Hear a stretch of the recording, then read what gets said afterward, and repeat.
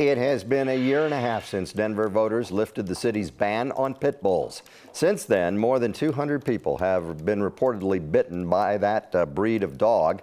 9 News reporter Jordan Chavez joins us with more on that. Jordan, good morning. Hey, good morning, Gary. Yeah, that's exactly right. These advocates say they have held the same position for about the same last year and a half since this ban was lifted. And that's the fact that these bites that are now being reported are not about the breed itself. They are about responsible ownership. So at this time, the data from Animal Protection Denver says nearly 100 people say they were attacked by pit bulls so far this year. And that accounts for nearly a quarter of all dog bites reported in the city. Now, in 2021, the first full year since voters lifted the city's ban on pit bulls, 1 in 6 dog bites came from pit bulls, and that's actually double the year before. One of those people who was bit is a woman named Vicky Mora. She says she was bit when she was trying to help give a dog water and ended up needing several rabies shots. Bit my arm, tried to drag me down over towards the fence, bit my leg, bit my other arm, bit my other leg, and I just had to fight. I had to fight. Bottom line, the stats that you see, they're really not very useful. What is useful is learning about your dog, learning about other people's dog, and just trying to be a responsible owner. And of course, as we talk about this, it is important for us to note that a spokesperson for the city does say that a majority of these bites are minor and that they are all from owners they're all from dogs, whose owners did not properly register them with the city. So right now, Gary, let's take this time to remind everyone it is still in fact illegal to own a pit bull if you do not have a special license from the city of Denver, Gary. Yeah, I mean, that's important to point out because that was the whole thing behind the whole voter thing, you know, was we'll register them and see what happens. All right, Jordan, thank you very much. This morning, we're following up on a crash that happened last night just west of Ruby Hill Park. Several people were hurt after a hit-and-run crash involving several cars. Denver police have not said how many cars were involved, nor how many people could be injured and to what extent. We do know there was a music festival yesterday at 11th Pavilion in Ruby Hill Park. We're going to keep you updated as we learn more. And a woman died after she fell from the escalator railing at Empower Field Saturday night. Police say that she was attending the Kenny Chesney concert. They say she was sitting on an escalator railing when she fell, landing on the concourse below. Police are investigating her death as an accident. This is the second time someone died from a fall at the stadium since 2016. Right now, people are back home after being evacuated due to a wildfire burning near them on Sunday afternoon near Carter Lake, northwest of Berthoud. Firefighters managed to contain it to 8 acres. A brief evacuation order went out, but homeowners were able to return about an hour later. Thankfully, no homes were damaged. Jefferson County Schools bus driver shortage is following them into next school year now.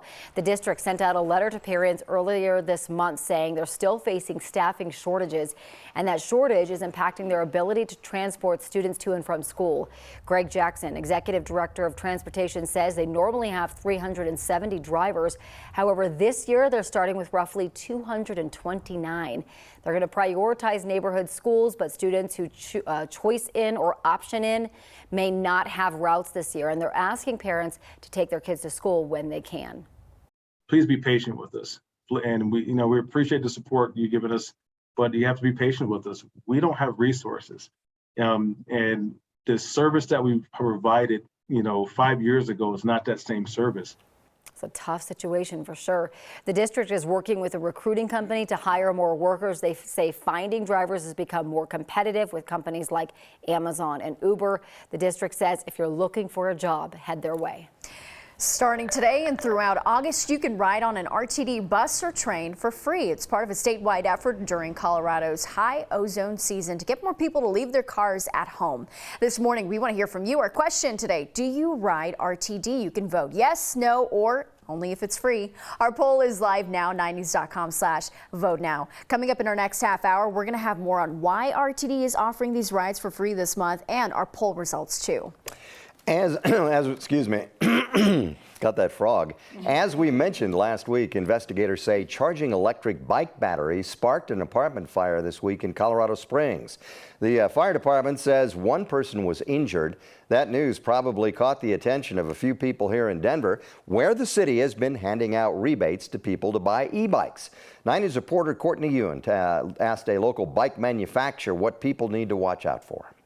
That's awesome. So Fatty Bikes is actually Denver's first locally born electric bike company. We are in the production facility of Fatty Bikes. E-bike popularity continues to grow. Right here you see some freshly painted cargo bike frames. This is where the magic happens for Fatty Bikes. Co-founder of Fatty Bikes, Kenny Fisher, is seeing it firsthand. The Denver electric bike rebate is the greatest thing to come to Denver, I think, since the Stanley Cup. Especially when the city of Denver will give you free money to get one. But there have been reports across the country of e-bikes catching fire. There was one in New York not long ago, and now this one in Colorado Springs. With issues stemming from their lithium batteries. I think part of the issue with fires being reported like this is there's not enough context. There's not enough information about the battery, the maker, the charger, any of that. On Thursday, the Colorado Springs Fire Department warned not to leave fully charged batteries plugged in. Our customers can leave a battery on a charger.